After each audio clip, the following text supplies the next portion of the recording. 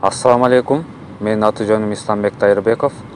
Түркиянын Кайсери шаарындагы Эрдиес университетинде теология факультетин аяктадым. Алгачкы студенттик күндөрүмдө эле мен улуу окумуштуу ислам билимдер тарыхчысы маркум профессор доктор Фуат Сезгин Хожаны тааныдым.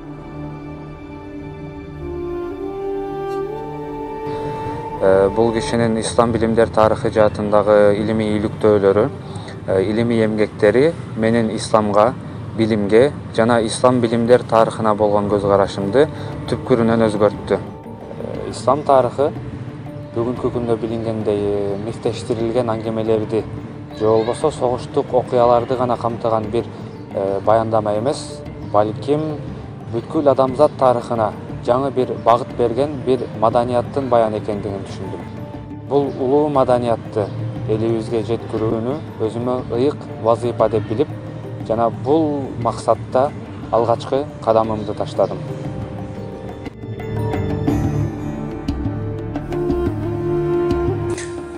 Маркум профессор Фуат Сезгин Хожанын тандалуу шакирти, ислам билимдер тарыхчысы, Нидерланддагы Утрехт университетинде математика жана тарыхынын профессору Ян Питер Хогендик мырза менен жолугуп, ислам маданиятында билим темасы алкагында маек кылдык. Бул киши ислам билимдер тарыхы жаатындагы эң алдыңкы адистердин санын толуктайт. Аль-Хаваризми, Ибн Хайсам, Аль-Бируни жана башка көптөгөн мусулман илимпоздор тууралуу көп илимий макаланын автору. Бул маегибиз ислам маданиятынын бир аз болсо да таанытылуусуна себепчи болот деген үмүттөбүз. Ислам цивилизациясы батышка канчалык таасир эткен? Ислам цивилизациясы батышка чындай эле таасир этти. Биз алгач 9-кылымдагы абалды карап көрөлү. Башкача айтканда, исламдын башталышынан 2 кылым өткөндөн кийин.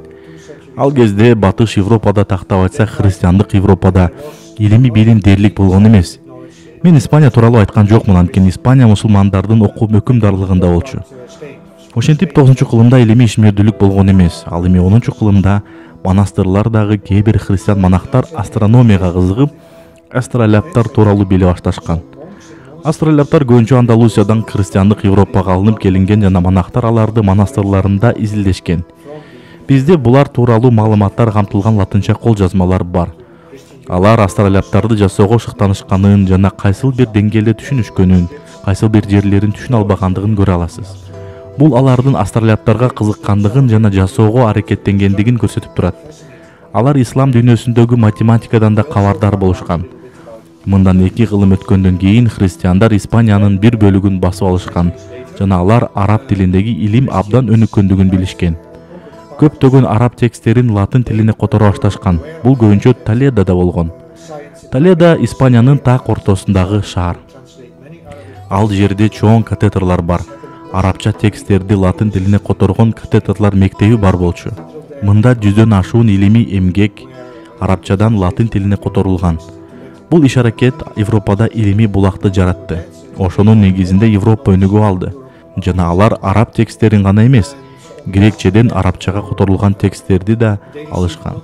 Европанын ренессансы, илимий агаруусу ошол кездеги билим, мусулмандардан алган билим деңгээлинин негизинде гана ишке ашкан. Бул Европадагы илимдин арабча тарыхы бар экендигин билдирет. Арабча терминдерди да көрө алабыз. Мисалы, нөл арабчадан келип чыккан. Алгебра деген сөз арабча. Алгоритм азыркы күндө абдан маанилүү. Бул сөз жөнүндө баары сөз кылышат. Бирок бул Аль-Хорезминин Борбор азиялык окумуштунун аты экендигин көп адамдар биле бербейт. Анын латын тилине которулган эмгегиндеги биринчи сөз Dixit Аль-Хаваризми болгон. Хорезми айтты дегенди билдирет. Бирок көпчүлүк адамдар мунун адам аты экендигин билишпейт. Ошондуктан аны эсептөөгө байланыштуу термин деп кабыл алышкан.